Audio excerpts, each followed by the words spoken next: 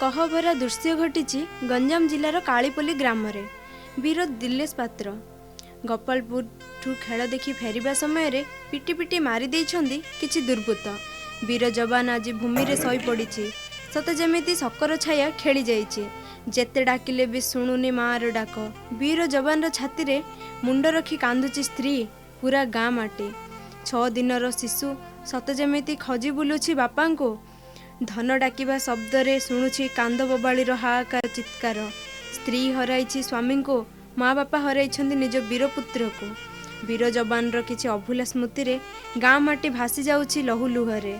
समस्तंक प्रिय वीर जवान दिलेश्वर पात्र को शेष दर्शन करिबा पई जन्ममाटीर श्मशान रे राष्ट्रीय मर्यादा देई शेषकृत्य कराइथिले समस्त ग्रामवासी एवं वीर जवान माने। सबुदिन पई हराई बसिलु वीर जवान दिलेश पात्र को। श्मशान बुझेना निजे की पर ए पक्षर थाए सभिंक घर। श्मशान देखेना जाति की अजाति आदरी निये से दिबा हेउ अबा राति। वंदे उत्कल जननी।